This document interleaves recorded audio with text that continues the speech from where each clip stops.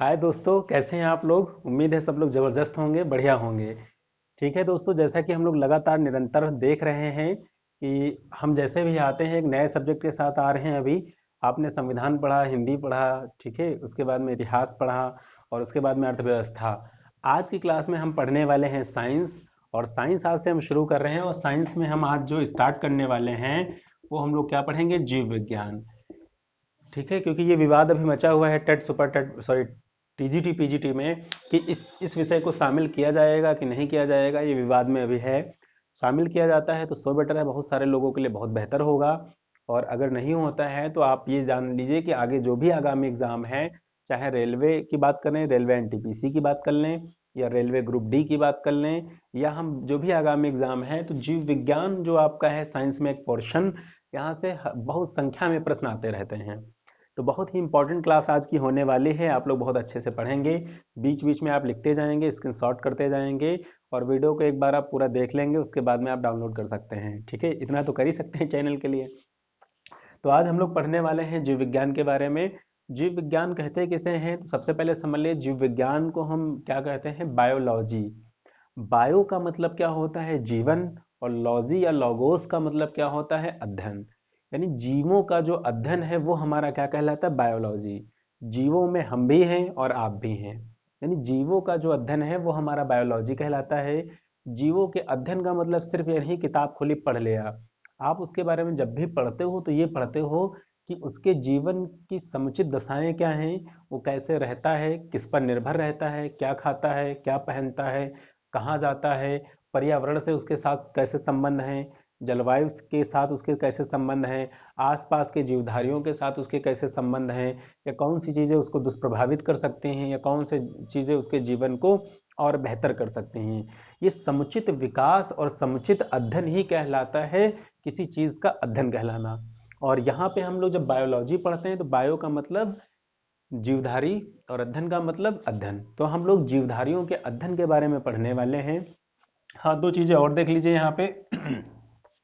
पहली चीज ये होती है कि यहाँ पे जो जीवधारियों की बात हो रही है कि जीवधारी जो शब्द है ये किसने दिया था, या जीवों के बारे में जो शब्द आता है ये किसने दिया। तो जीवों के बारे में जो शब्द आया, जीवधारियों के बारे में जो शब्द आया, ये शब्द किसने दिया है, लैमार्क ने। सबसे पहले जो प्रयोग किया गया व्हिटेकर और लैमार्क के द्वारा, आप लैमार्क को ज्यादा याद रखेंगे। लैमार्क के द्वारा सबसे पहले किसका प्रयोग किया गया है, जीवधारियों का, जीवों का किसने दिया है, लैमार्क ने। लैमार्क ने ये बात दी और वो आगे बढ़ते चले गए।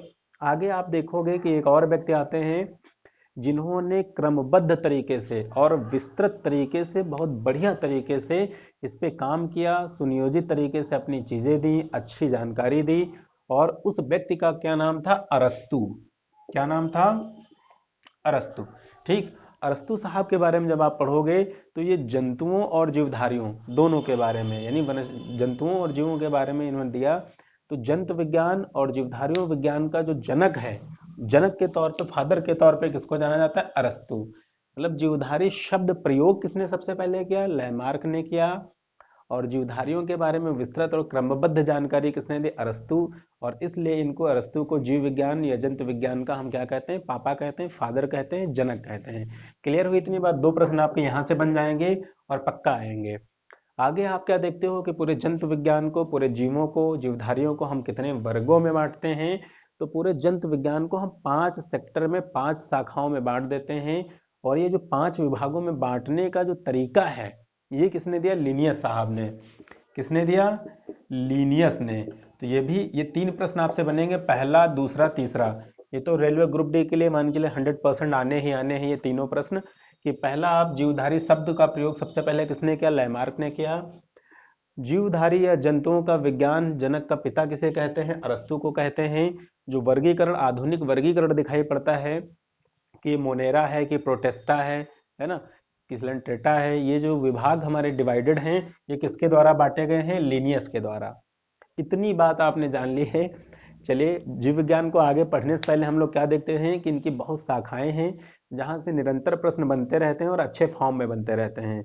सिंपल सा वो पूछ लेंगे आपसे कि भाई ये वाली जो जीव विज्ञान आप पढ़ रहे हो, इसमें बहुत सारे डाइवर्जेंस हैं, बहुत सारी शाखाएं हैं, क्योंकि इतना बड़ा है आपका जीव विज्ञान कि अगर हम एक ही में सम्मिलित करके पढ़ना चाहेंगे तो उम्रें खत्म हो जाएंगी, लेकिन सिलेबस खत्म नहीं होगा। तो इसके लिए इन लोगों ने क्या करा है, डिवाइडेड डिवाइडेड बाई फर्दर फिर डिवाइडेड, छोटे छोटे खांचों में इन्होंने बांट रखा है, और कई सारी शाखाओं में, कि मतलब अगर आदमी का अध्ययन करना है तो उसके लिए एक अलग लॉजी है, ठीक, पंछियों का अध्ययन करना है उसके लिए एक अलग लॉजी है, वहां पे हम अध्ययन करेंगे। पशुओं के बारे में पता करना है तो अलग करेंगे। उससे दो चीजें बहुत बेहतर हुई, एक तो चीज ये हुई कि हमको समुचित जानकारी एक ही जगह पे मिल जाती है, और दूसरी बात यह है कि पूरा संपूर्ण अध्ययन हो जाता है। ठीक है, किसी का अध्ययन, एक विस्तृत अध्ययन एक अलग चीज होती है, और संक्षिप्त अध्ययन एक अलग होता है। तो आज की क्लास में आप बहुत अच्छे से बिग केयर हो करके देखेंगे कि जीव विज्ञान की शाखाएं जहां से प्रश्न बनते हैं, और ऐसे हजारों शाखाएं हैं, लेकिन वो सभी आपको पढ़नी नहीं। आज का लेक्चर और अगला लेक्चर शाखाओं के ऊपर जो इम्पोर्टेंट है वो चीज हम देखेंगे। तो पहला हम लोग देखेंगे, पहला आप क्या देखोगे यहाँ पे, इसको रफ कर देते हैं। यहाँ पे आप देखोगे पहला एपी कल्चर, और ये किससे संबंधित है, मधुमक्खी पालन के अध्ययन से। एग्जामिनर आपसे पूछ लेगा कि भाई बताइए एपी कल्चर किसके अध्ययन से संबंधित है। विकल्प वहां पे दे देगा, रेशम, मत्स्य, कवक, शैवाल, इतने सारे विकल्प होंगे। तो वहां पे आपको क्या बताना है कि जो एपी कल्चर होता है ये किसका अध्ययन कहलाता है, हमारा मधुमक्खियों का। जो बीज होती हैं आपने देखा होगा बागों में या खेतों में, इतने से बड़े बड़े डब्बे, ऐसे डब्बे लाते हैं, ऐसे डब्बे यहाँ पे छिद्र होते हैं, और इसके अंदर सारी की सारी क्या होती है, मधुमक्खियां। यानी जो हनी होती हैं, मतलब जो मधुमक्खी है, इनका हम किसके प्रयोग करते हैं, शहद के लिए।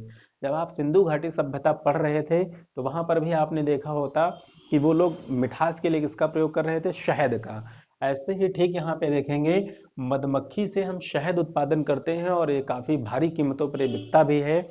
तो ये शहद निकालने के लिए हम एक ही जगह, ये तो है नहीं हम जंगलों में जा रहे हैं मधुमक्खियों के छत्ते को ढूंढ रहे हैं, ऐसा तो कुछ है नहीं।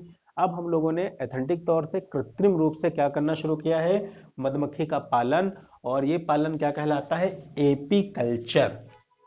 क्लियर हुई इतनी बात। आगे आप दूसरा देखोगे, सेरीकल्चर। सेरीकल्चर का मतलब क्या होता है, रेशम कीट के पालन का अध्ययन। रेशम क्या होते हैं, जब आप इकोनॉमिक्स पढ़ेंगे अभी आगे लेक्चर में, तो आप देखेंगे कि जो रेशम होते हैं, मलबरी रेशम, टसर रेशम, इरी रेशम, ये पांच प्रकार के, जो चार पांच प्रकार के जो आपके रेशम की प्रजातियां दिखाई पड़ती हैं, सहतूत के ऊपर जो रेशम पाया जाता है, ठीक है, प्यूपा से निकलता है। तो ये जितने भी रेशम आपके हैं, रेशम उत्पादन बहुत ज्यादा उपयोग होता है भारत में, सर्वाधिक उपयोग रेशम का आप दिखाई पड़ता है। ठीक है, कर्नाटक क्षेत्र में तो और भी ज्यादा दिखाई पड़ता है। तो आप देखोगे कि रेशम का जो पालन है, रेशम की जो खेती है, ये जो अध्ययन है, इसको हम किसके माध्यम से जानते हैं, तो आप जानोगे सेरीकल्चर। सेरीकल्चर किसका अध्ययन कहलाता है, रेशम के कीट का पालन। ठीक है, आगे आप बढ़ोगे थोड़ा सा तो देखोगे पीसी कल्चर, पीसी मतलब पीस दो। ठीक है, तो पीसी का कल्चर आप देखोगे, मत्स्य पालन अध्ययन। मत्स्य का मतलब मछली, मछली का मतलब फिश। ठीक है, ये कहाँ पे आपको दिखाई पड़ता है, कि गाँवों में देखा होगा बड़े बड़े तालाब बना करके मछलियों का उत्पादन किया जाता है। मत्स्य पालन का जो अध्ययन है, और अध्ययन का मतलब सिर्फ आप इतना ना जाने कि सिर्फ हम पढ़ रहे हैं। अध्ययन का मतलब कि अगर कोई मछली है तो उसके जीवन की समुचित दशाएं क्या हो सकती हैं, कितना पानी चाहिए, कितना टेम्परेचर चाहिए, कितना जलवायु चाहिए, किस प्रकार का खाना, किस प्रकार का दाना उसमें डालना चाहिए, और कैसे जीवों से उसको बचाना चाहिए, और पर्यावरण के लिए कितना इंपॉर्टेंट है, मानव के लिए कितना इंपॉर्टेंट है। ये सारी सम्मिलित रूप जो अध्ययन होता है वही हमारा क्या कहलाता है, किसी चीज का अध्ययन कहलाता है। तो पीसी कल्चर का मतलब मत्स्य पालन। पीसी से आप ऐसे भी याद रख सकते हो कि कई सारे आंध्र प्रदेश और अन्य तटों पे मछलियों को पीस करके इनका पाउडर बना लिया जाता है। मछलियों को पीस करके पाउडर और सिंघाड़े का पाउडर आपस में मिला करके दक्षिण भारत के कई सारे भोज्य पदार्थों में डाल करके लोग भात चावल जो भी होता है उस पर खाते हैं, और ये लोग मानते हैं कि बड़ा स्वादिष्ट होता है। तो पीसी कल्चर आप याद रखोगे, पीसी कल्चर का मतलब होता है मत्स्य पालन, मछली पालन। अगला आप देखोगे माइकोलॉजी। माइकोलॉजी बहुत इंपॉर्टेंट है। माइकोलॉजी किसका अध्ययन कहलाता है, कवकों का अध्ययन। जो हमारे कवक होते हैं, फंजई होते हैं, जैसे आप पढ़ते हो नील हरित शैवाल, ठीक है, या फिर और पढ़ते हो ब्लू एल्गी। तो जो हमारे जो कवक हैं, कवकों का अध्ययन हमारा क्या कहलाता है, माइकोलॉजी इंपॉर्टेंट है। आगे माइकोलॉजी का छोटा भाई फाइकोलॉजी, और फाइकोलॉजी में हम किसका अध्ययन करते हैं, शैवालों का अध्ययन करते हैं। ठीक है, तो आप बहुत अच्छे से याद रखोगे कि माइकोलॉजी में कवकों का अध्ययन, और फाइकोलॉजी में शैवालों का अध्ययन। आगे थोड़ा सा हम और बढ़ जाते हैं तो अनर्थोलॉजी, और अनर्थोलॉजी का होता है पंछियों का अध्ययन।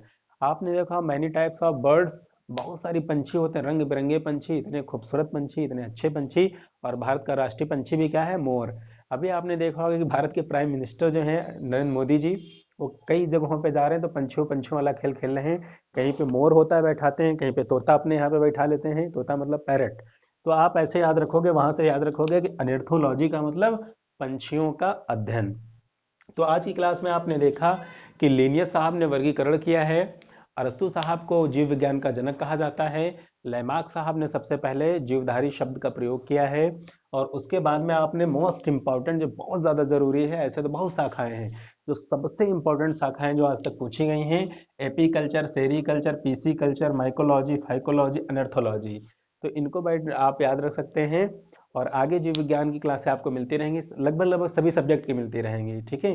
जो टीजीटी पीजीटी के लिए हैं वो स्पेशल तौर पे देख सकते हैं और अच्छी से तैयारी कर सकते हैं, ठीक है। तो आप लोग दबा करके लाइक बटन दबाते रहिए, ज़्यादा से ज़्यादा सपोर्ट करिए आप लोग। Thank you so much.